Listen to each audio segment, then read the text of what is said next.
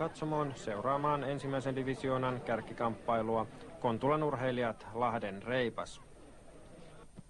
Reipas aloitti vahvasti. Tässä Petri Kurjen nosto on mennä maaliin, mutta Kontun maalivahti Juha Korhonen pelastaa viime tipassa. Sitten Reippaan Mika Väyrynen läpiajossa, mutta Korhonen torjuu jälleen. Kontun Kari Matikainen puskee, mutta yli. Sitten tarkkana. Kontun Jan Kajander kiepauttaa volttirajaheiton ja pitkälle menee. Mistä olet tuon volttiheiton oppinut? No se tuli joku 3 vuotta sitten urheiluruudussa tuli. Joku amerikkalainen teki sen jenkisarjassa ja mä oon itse harrastanut telinevoimistelua, niin mä sitten päätin kokeilla ihan piruuttaa ja kyllä se lähti ihan hyvin sitten. Näyttää aika vaaralliselta. Ei, se, jos osaa tavallisen puolivuotta eteenpäin, niin se, jos pallo on märkä, niin silloin sitä ei voi tehdä, koska silloin se saattaa liukastua, kädet liukastuu pallon päältä ja silloin voi niin mennä mitä vähän. Toista jaksoa pelattu 20 minuuttia, kun Reippaan Raimo Kumpulainen keskittää laidalta, maalivahti Korhonen haparoi ja Mika Väyrynen vie läheltä Reippaan 1-0 johtoon. Vain 3 minuuttia jäljellä, kun Saastamoinen heittää, Prassi Martins nostaa keskelle ja Petri Kurki puskee jo 2-0 Reippaalle. Ja kontulalaisyleisö uskoo ottelun ratkenneen ja poistuu paikalta. Mutta viimeisellä minuutilla saa Kontu vielä rangaistuspotkun. Laukomassa Jari Laitinen, joka kaventaa ottelun lopputulokseksi 1-2. Reipas vei siis pisteet Lahteen. Ykkösdivisionan pelit: Kontula Reipas tuo 1-2.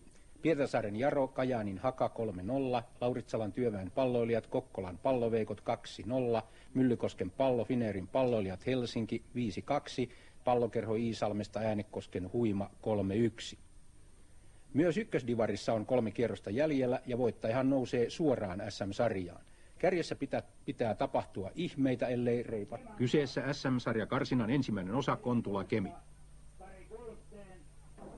Ja tässä ottelun aikaisen ajankohdan osapuoli, Kontulan maalivahti Juha Korhonen. Hänen näet piti ehtiä omiin häihinsä, jotka olivat kello 14. Ja hyvin Juha purjehtikin avioliiton satamaan.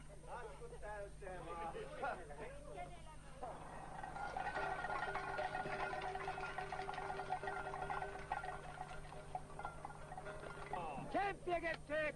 Porot hiljaa! Ei ole vaan pojat! Ei kun poro hiljaa! Varovaisen alun jälkeen itse ottelussa iski ensimmäisenä siniasuinen Kontula. Voltti Kajander puskee Kontulan 1-0 johtoon. Maalintekijä saa toisenkin tilaisuuden, rangaistuspotku.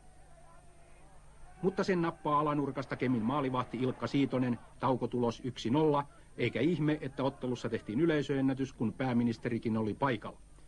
Kemin Gary Armstrong vapautti nyt Gulstenin, joka tasoittaa Kontulan puolustuksen torkkuessa 1-1. Ja nyt päivän hienoin maali. Vapaapotkusta Kontulan Jari Laitinen nostaa Kemin muurin yli ja Jouko Vuorela puskee 2-1 johdon. Kemillä kulma. Seppo Hosio keskittää ja lopulta Keith Armstrong sutii tasoituksen 2-2.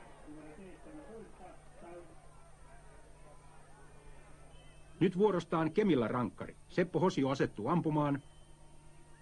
Tilanne tämän jälkeen 2-3. Mutta toivo herää vielä Kontulalla. Nopea Jouko Vuorela pääsee karkuun ja tekee hallitusti maalin, tilanne tasan 3-3. Kontulan puolustus on edelleen kuin avoin kirja ja niin Keith Armstrong tekee helpolla ottelun voittomaalin Kemille. Ottelun toinen osa on viikon kuluttua Kemissä, jolloin Kepsille riittää tasapeli tai pieninumeroinen maalin tappiokin sarjapaikan säilyttämiseksi.